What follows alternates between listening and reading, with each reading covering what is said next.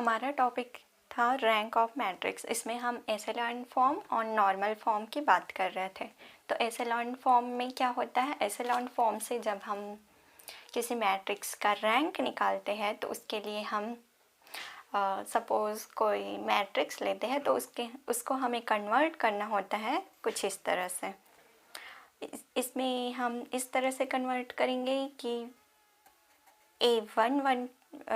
One position पे जो element होता है वो नॉन ज़ीरो हो, फिर उसके नीचे जितने भी एलिमेंट्स होते हैं वो ज़ीरो होने चाहिए।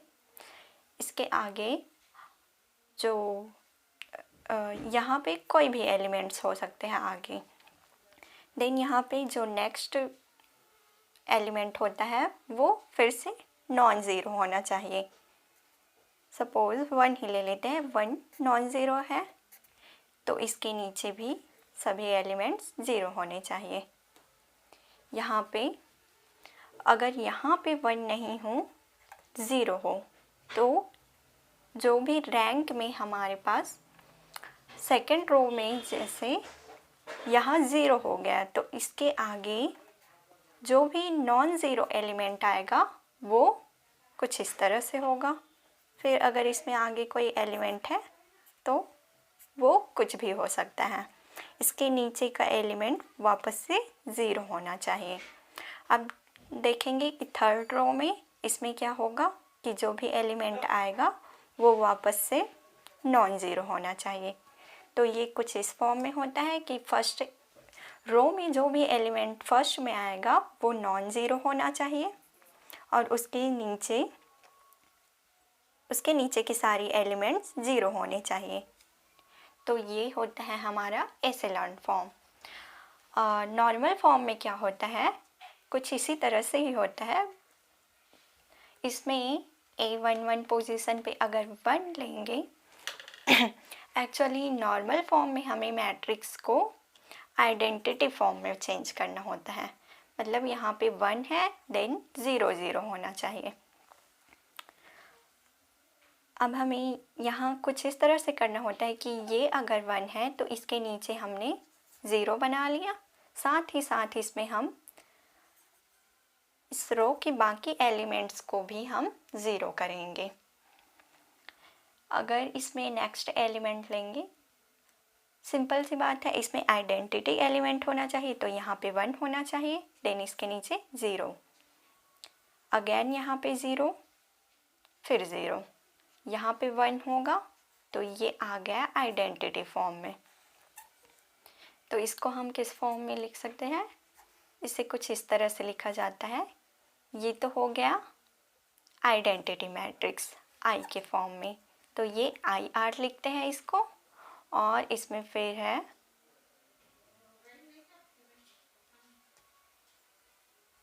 इसमें जो कॉलम है वो 0 है तो इसको कुछ इस तरह से लिखेंगे।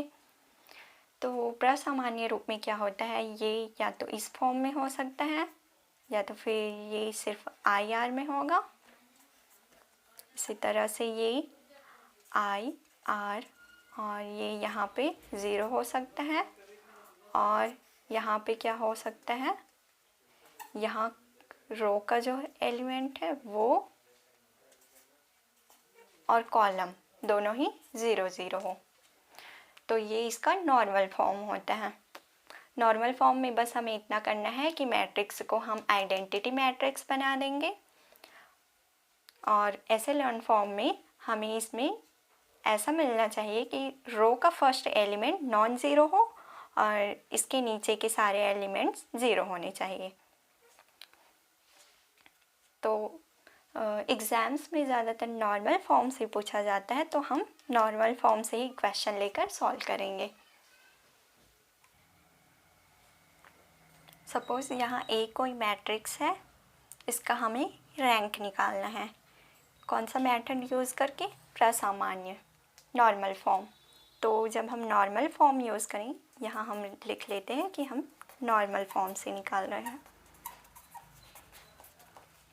तो जब हम नॉर्मल फॉर्म यूज़ करते हैं तब हमें क्या करना होता है कि फ़र्स्ट एलिमेंट हमारे पास 1 होना चाहिए।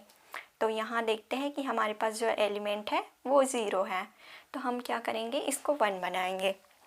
1 बनाने के लिए हमें क्या करना होगा कि जो हमारे पास, हम देखते हैं कि इसके नीचे जो एलिमेंट है वो 1 है, मतलब कि हम R1 और R2 को इंटरचेंज कर देंगे, तो ये यहाँ पे हमें 1 मिल जाएगा।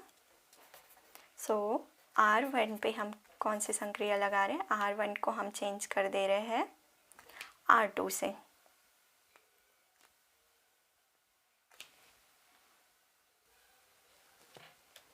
R1 को R2 से आपस में इंटरचेंज कर रहे हैं, तो ये हमें मिलेगा A इज़ इक्विवेलेंट, किसके हो जाएगा, ये R2 को हम R1 बना लेंगे, सो ये 1 0 1 1, देन ये R1 पे जो था वो R2 पे आ गया, बाकी तो सेम ही है, 1 1 -2 0। अब हमें क्या करना होगा कि इसके नीचे के बाकी सारे एलिमेंट्स को 0 बनाना है। इसे 0 बनाने के लिए हम क्या करेंगे, R3 पे कौन सी संक्रिया लगा देंगे, R3 की वैल्यू जो है 3 है, तो हम इसमें माइनस करेंगे 3 का मल्टीप्लाई करके R1 पे। और क्या करना होगा, R4 को भी 0 बनाना है, तो R4 में हमें माइनस कर देना होगा R1 से, क्योंकि 1 - 1 करेंगे तो ये 0 आ जाएगा। तो A इज़ इक्विवेलेंट, ये हो जाएगा 1 0 0 0, यहाँ पे ये 0 है, देन 1 1।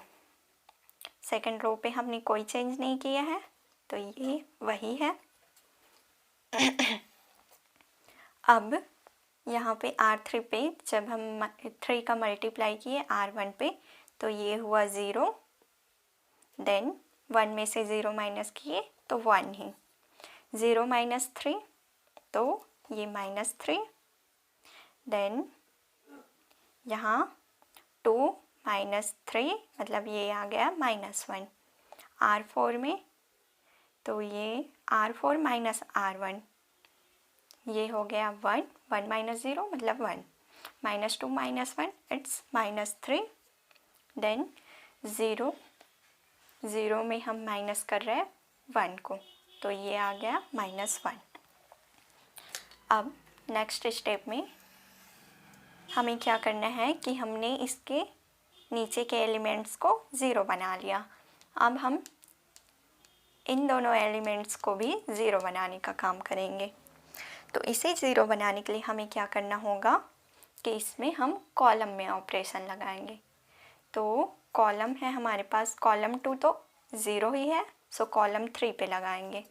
कॉलम 3 पे हमें क्या करना होगा, कॉलम 3 को जब हम, मतलब 1 को जब हम -1 कर देंगे, मतलब कॉलम 1 से माइनस करेंगे, तो ये 0 हो जाएगा। वैसे ही C4 में भी, तो C3 - C1 और C4 में भी सेम करेंगे, तो ये आ गया C4 - C1, तो हमें मिलेगा A इज़ इक्विवेलेंट, क्या मिलेगा हमें, 1 0 0 एंड 0। यहाँ पे C3 और C4 में चेंज किए, पर यहाँ पे -3 में जब हम 0 माइनस करेंगे तो ये भी वही रहेगा -3 ही, सेम इसी तरह से बाकी में भी, तो हम उसमें कोई चेंजेस नहीं हुआ है यहाँ पे। तो ये रहा 0 0, ये 1 1, -3 -3 -3, ये -1 -1, ये -1। यहाँ हम अगर कोई और संक्रिया लगाते तो हम 0 कर सकते थे, लेकिन हमें इसे ब्रह्माण्य रूप से सॉल्व करना है, तो हमें रूल के हिसाब से चलना होगा।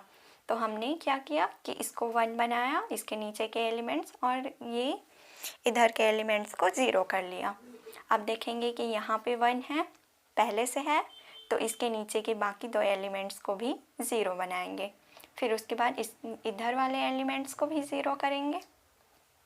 फर्स्ट तो हम इन दोनों को, तो ये हमारे पास है R3 में हम क्या करेंगे, R3 1 है हमारे पास, R2 का यूज़ करके हम इसको 0 कर लेंगे। तो R3 में जब हम माइनस कर दें R2 तब ये 0 हो जाएगा। ऐसे ही R4 में जब हम R2 को माइनस करेंगे तो ये अगेन 0 होगा। तो A इज़ इक्विवेलेंट कितना है हमारे पास, ये 1 0 0 0। R3 में चेंजेस होगा, R1 तो वैसा ही है। ये हो गया, R3 में R2 माइनस किए तो ये 1 -1 0, -3 में जब हम माइनस किए मतलब ये प्लस हो गया +3, सो ये हो गया 0 और -1 +1 इट्स 0। R4 में R2 से कर रहे हैं तो ये भी 0, ये भी 0, देन -3 और ये माइनस माइनस हो गया प्लस, तो -3 + 3 0, -1 + 1 0। तो हमने इसके नीचे के एलिमेंट्स को 0 बना लिया। अब हमें क्या करना है कि ये दोनों एलिमेंट्स को भी 0 बनाना है। तो उसे 0 करने के लिए हमें कॉलम में ऑपरेशन लगाना होगा। कॉलम में ऑपरेशन हम जब लगाएंगे, यहाँ हम जब कॉलम में ऑपरेशन लगाएंगे मतलब इसे 0 करना है, तो ये हमारे पास कॉलम नंबर है 3। जब कॉलम 3 में हमें क्या करना होगा, ये ऑलरेडी -3 है तो हम क्या करेंगे, इसमें प्लस करेंगे 3 का मल्टीप्लाई करके C2 में, मतलब ये हो जाएगा, क्या होगा हमारे पास -3 + 3, तो ये 0 बन जाएगा। ऐसे ही हमें C4 की वैल्यू है -1, तो C4 में जब हम C2 को प्लस कर देंगे तो ये भी 0 हो जाएगा। तो A इज़ इक्विवेलेंट 0 0 0, ये 0 है, ये भी 0 है। अब हमें ये मिला 1 तो है ही। C3 में जब हम लगाएंगे तो ये था -3 + 3, तो ये हो गया 0। इसी तरह से -1 + 1, ये हो गया 0। बाकी में जब लगाएंगे तो ये 0 0, कोई फ़र्क नहीं पड़ेगा, तो ये बाकी सारे तो 0 ही है। यहाँ हम देख सकते हैं कि हमने यहाँ पे 1 बनाया, इसके नीचे के एलिमेंट्स को 0 किया और ये साइड के एलिमेंट्स भी 0 आ गए, और साथ ही साथ ये बाकी आगे के जो एलिमेंट्स हैं वो ऑलरेडी 0 हैं। तो हम इसको क्या लिख सकते हैं, ये किसके इक्विवेलेंट हो गया। अब इसको हम IR के फॉर्म में लिख देंगे।